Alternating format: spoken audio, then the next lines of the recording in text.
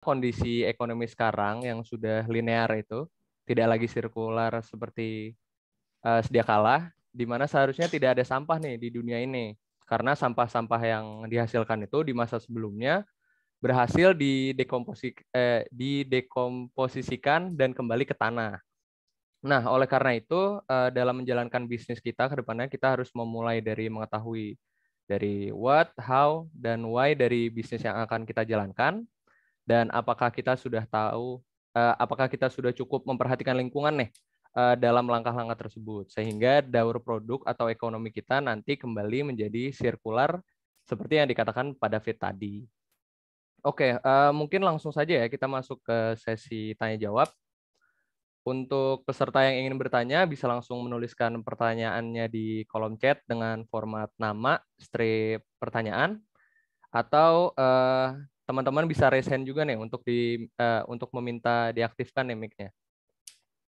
Oke, langsung saya ini aja ya, saya pilih aja ya. Yang pertama mungkin dari Mbak Sinta Walanda ya, udah raise hand dari tadi. Boleh tolong di-unmute. Oke. Ya, terima kasih buat kesempatannya, Kak. Sebelumnya izin untuk off-cam juga untuk menjaga stabilitas jaringan. Di sini saya punya beberapa pertanyaan.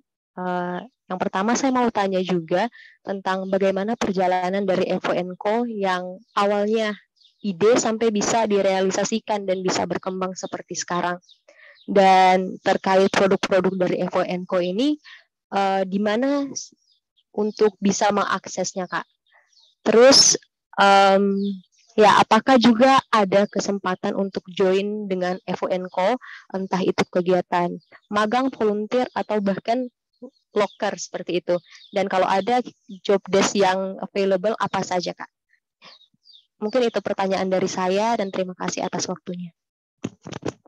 Ya, terima kasih buat pertanyaannya. Jadi, yang pertama dari ide sampai bisa terrealisasikan itu, menurutku, kan jadi waktu itu aku memang mencari produk, kan aku memang pengen cari produk tuh yang sebelumnya belum pernah ada, belum pernah dibikin di Indonesia, supaya tujuannya adalah memang untuk awareness gitu, supaya yang unik, jadi kita bisa dapat awareness-nya itu lebih mudah kayak gitu.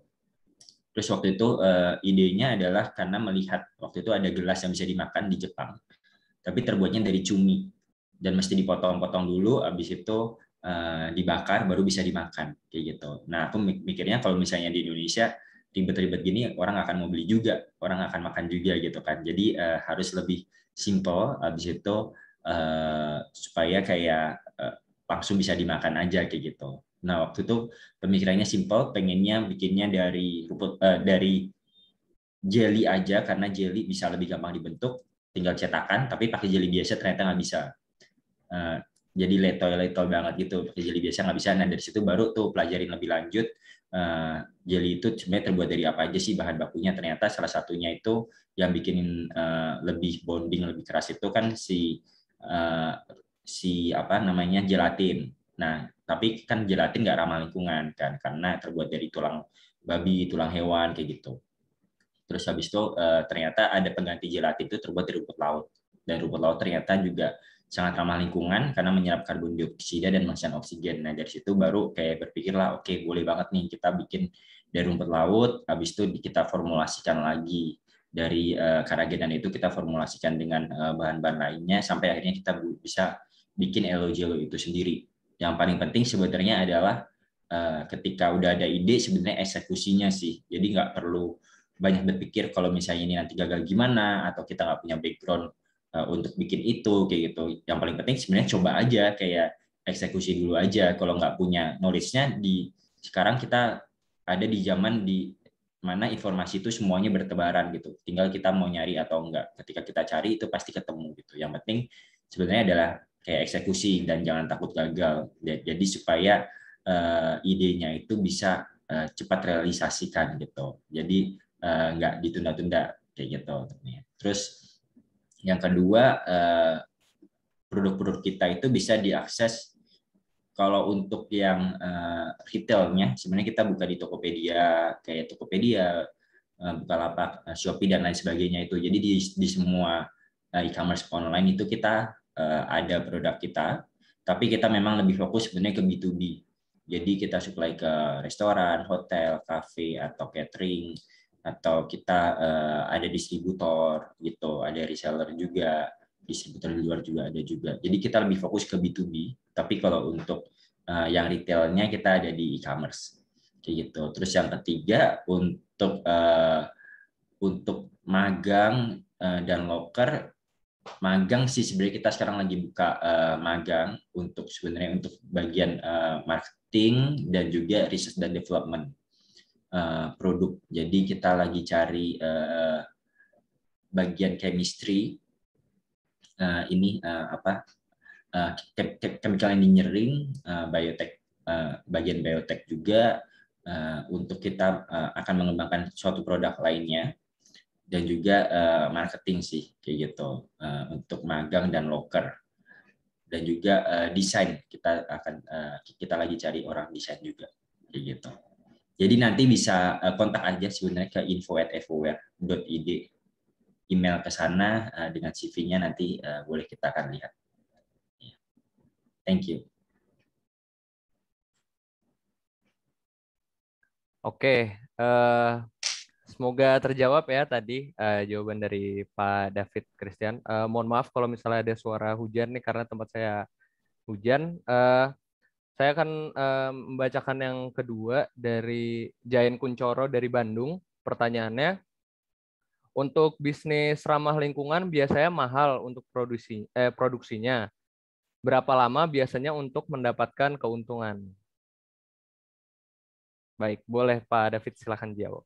Iya, produk ramah lingkungan memang biasanya lebih mahal ketimbang yang konvensional, yang plastik konvensional itu, karena yang konvensional itu mereka tidak memperhatikan aspek lingkungan ya, mereka tidak memperhatikan aspek lingkungan, dan sebenarnya yang paling pertama adalah karena mereka itu bisnisnya juga udah mencapai skala ekonomi yang sangat besar kayak gitu. Jadi aku juga yakin pas pertama kali plastik itu diciptakan itu harganya nggak semurah sekarang. Harganya juga pasti masih mahal kayak gitu, kan. Bisa sampai semurah sekarang ya karena memang sudah akhirnya bisa diadopt secara massal, secara skala ekonomi udah sangat-sangat besar kayak gitu. Jadi yang pertama kita harus terus memang kayak buka market terus supaya akhirnya kita bisa mencapai skala ekonomi yang besar juga dari produksi, dari market. Yang paling penting sebenarnya adalah kayak marketnya. Nah nanti di situ semakin lama otomatis harga juga semakin murah juga. Kayak dulu kita kalau tahu model kayak HP ya kan, HP habis itu nomor kayak dulu nomor telepon bisa harganya bisa ratusan ribu, bisa sampai kayak jutaan. Sekarang cuman kayak berapa puluh ribu, berapa belas ribu juga bisa dapat gitu. Ini kan cuman hanya sampai 10.000 juga bisa dapat. Nah itu ketika skala ekonomi sudah tercapai. Jadi itu tujuannya kayak gitu. Kalau untuk profitnya berapa lama itu tergantung. Jadi baik lagi itu tergantung modal yang dikeluarkan, habis itu berapa banyak yang bisa dihasilkan, dan juga harga kan. Ketika kita menentukan harga, keuntungan yang kita dapat juga berapa kayak gitu. Jadi dari situ baru bisa kayak dihitung-hitung. Kalau kita sebenarnya sekarang sudah profitable. Kalau dari, nah cuman baik lagi kalau misalnya kayak kita kayak bisa kayak kuantitasnya mungkin sedikit tapi harganya lebih mahal, jadi profitnya juga lebih besar. Atau enggak kuantitas banyak, habis itu kita supply-nya jumlah kuantitinya banyak, tapi harganya lebih murah, margin lebih kecil, tapi kan kuantitinya banyak kayak gitu. Jadi bisa diambil. Tapi kalau misalnya kuantitinya kecil, marginnya kecil, ya itu kayaknya nggak akan untung-untung ya. Kayak gitu. Jadi banyak aspek yang mestinya mesti diperhatikan nanti untuk profitability-nya. Oke, semoga juga tadi jawaban dari Pak David menjawab pertanyaannya ya. Mungkin saya akan bertanya lagi nih, membacakan pertanyaan lagi yang ketiga, bagaimana agar bisa mendapatkan produk-produk ramah lingkungan? Saya bisa jadi agen. Mungkin dia bertanya dalam skala besar ya, permintaan produk-produk ramah lingkungan skala besar nih gimana ya nyarinya, gitu. Bisa kita bisa menyediakan dengan skala besar juga sih, karena kita juga udah ekspor. Ketika kita ekspor kan juga pakainya kan kontaineran gitu. Justru kita sekarang memang lagi ingin memperluas market kita, terutama market internasional dan juga lokal juga pasti. Jadi bisa kalau untuk mau menjadi agen bisa nanti kontak kita aja. Nah, ke tadi info@evoworld.id itu bisa kontak kita, nanti tim kita akan bantu.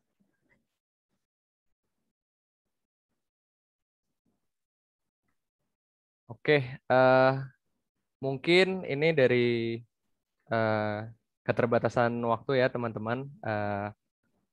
Karena Pak David habis ini harus ada urusan lain. Mungkin pertanyaan tadi merupakan pertanyaan. Oh, sebentar Pak David. Ada yang ingin bertanya kembali? Apakah waktunya cukup, Pak? Boleh satu pertanyaan terakhir ya? Oke, pertanyaan terakhir ya. Iya. Dari Bapak Wisam, silakan.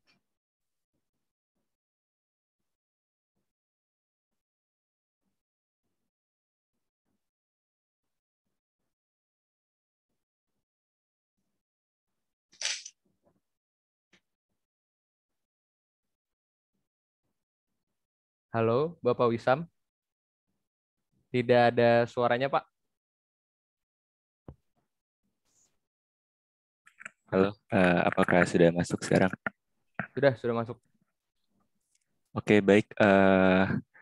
Saya tadi cukup tertarik, Pak David, mengenai presentasi di bagian campaign ya. Jadi FONCO tadi di presentasinya sempat menyinggung mengenai campaign yang beberapa kali kerap diadakan. Nah, saya itu ingin tahu lebih jauh bagaimana sih dampak dari campaign yang telah dilaksanakan oleh FONCO dan bagaimana juga feedback dari masyarakat yang terlibat dalam campaign tersebut. Dan saya juga ingin diberikan contoh dampak atau feedback yang mungkin paling berkesan untuk FONCO selama mengadakan beberapa kali campaign itu. Sekian Pak David dan Mas Iqbal. Ya, terima kasih Mas buat pertanyaannya. Jadi campaign-nya tuh sebenarnya semuanya berkesan ya. Yang paling berkesan apa bingung. Tapi kalau dari dampaknya itu sebenarnya sangat positif ya, karena ketika kita membuat kampanye itu kayak yang baru-baru ini yang kita sedang agak gembolkan kan sebenarnya yang warung lestari. Jadi kita ke warung-warung, kita edukasi mereka, kita datangin satu persatu, kita subsidi sedotannya supaya lebih murah daripada sedotan plastik, kita kasih poster, banner dan lain sebagainya. Itu ternyata yang kita lihat kadang tuh kita berpikir oh warung mereka tuh nggak peduli sama lingkungan kayak gitu kan, tapi ternyata pas kita datang sama mereka tuh mereka sangat excited sebenarnya, mereka sangat excited dan mereka sangat tertarik sekali. Kita juga kayak nggak nyangka malah karena kita ada budget dan akhirnya kita open buat sponsor. Jadi kalau misalnya jadi kita bikin program itu yang warung lestari itu jadi orang-orang tuh bisa adopsi warung. Jadi ketika mereka mau mereka peduli secara individu atau secara perusahaan, mereka bisa mengadopsi berapa banyak warung yang akan kita edukasi dan kita akan subsidi. Akhirnya nanti mereka bisa pakai produk kita dan juga kita akan bikinkan sistem untuk akhirnya mereka bisa jual sampah-sampahnya yang mereka hasilkan di si warung itu kan kayak gitu. Nah itu ada program yang adopsi itu, tapi kan jadinya kan terbatas, nggak semua warung kita bisa penuhin, kita baru step by step nih beberapa warung doang. Ketika kita edukasi ke satu warung, warung-warung sekitarnya itu malah mereka jadinya minta kayak gitu, mereka minta untuk dibikinkan program yang sama, sedangkan kita dari segi pendanaan kita belum ada kayak gitu, jadinya kita mesti hold dulu. Jadi kayak kita ya tadi kita pikir wah bakal agak susah nih, memang kayak susah untuk edukasinya, masih banyak challenge-nya, tapi ternyata dari segi ketertarikan itu mereka sangat tertarik sekali untuk program ini gitu. Malah sebelah warung-warung sebelahnya, tetangga-tetangganya malah jadi pada minta, dia jadi cerita ke mana-mana kayak gitu kan. Jadi setiap kampanye yang kita buat itu dampaknya sebenarnya positif. Minimal nama kita jadi terdengar dan kita tetap aktif menyuarakan isu lingkungan ini dan meningkatkan awareness nggak perlu banyak-banyak, sebenarnya satu orang aja dia bisa aware dan take action, itu orang itu bisa mempengaruhi sebenarnya keluarganya dia atau orang lain lagi yang untuk ke lingkungan lagi. Dan itu marketing yang paling baik kan sebenarnya adalah word of mouth ya. Jadi ketika kayak kita direferensikan oleh orang lain lagi dan kita dibicarakan oleh orang lain, itu jauh lebih powerful ketimbang cuman iklan aja kayak gitu. Ketimbang cuman iklan habis itu dilihat diulang-ulang kayak gitu kan. Itu jauh lebih powerful karena jadinya brand kita, bisnis kita jadinya dapat dipercaya oleh banyak orang kayak gitu. Mudah-mudahan menjawab ya Mas ya. Terima kasih. Baik, terima kasih Pak. Oke, bagus sekali ya tadi pertanyaannya ya. Dan jawaban dari Bapak David Christian. Oke, mungkin langsung saja karena keterbatasan waktu. Pertanyaan terakhir tadi adalah penutup dari sesi tanya jawab ini. Dan saya ucapkan terima kasih kepada teman-teman sekalian yang udah bertanya dan semoga semuanya terjawab dan bermanfaat untuk kita semua. Baik, yang bisa kita tangkap hari ini mungkin banyak sekali ya teman-teman cara kita cara untuk mendapatkan keuntungan dari menjalankan bisnis dengan tetap menjaga lingkungannya.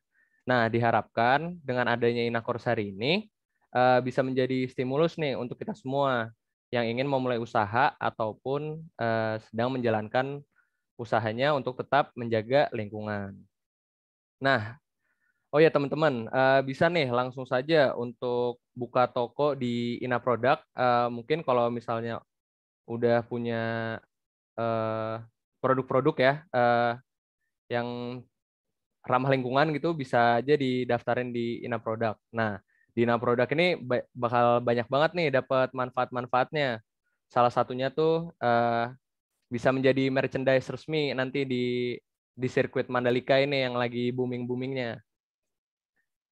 Nah, itu ya di layar mungkin terlihat bisa didaftarin nih untuk produk-produknya, dan untuk bertanya lebih lanjut mungkin bisa bertanya kepada Bapak Re atau WhatsApp yang di flyernya itu ya, Hana, Ibu Hana.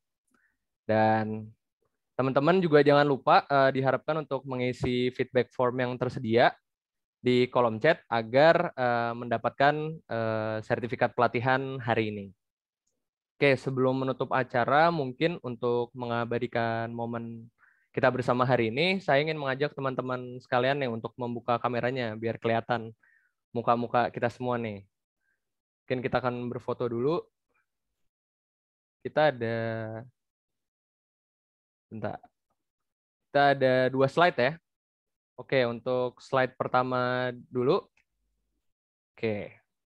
3, 2, 1. Baik, untuk slide kedua, siap-siap. Oke, 3, 2, 1. Oke, terima kasih teman-teman sekalian.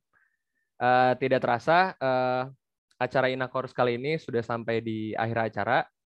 Sekali lagi, terima kasih yang sebesar-besarnya kepada teman-teman sekalian yang telah hadir. Kami harap acara ini dapat memberikan manfaat yang sebesar-besarnya bagi teman-teman. Dan sekali lagi juga saya ucapkan terima kasih banyak kepada Bapak David Christian yang sudah meluangkan waktu padatnya nih mungkin ya untuk sharing-sharing bareng kita semua. Oke, mohon maaf apabila saya ada salah kata. Saya Iqbal sebagai moderator pada acara hari ini pamit undur diri dulu. Selamat siang teman-teman semua. Mas ya, terima kasih. Terima kasih. Terima kasih.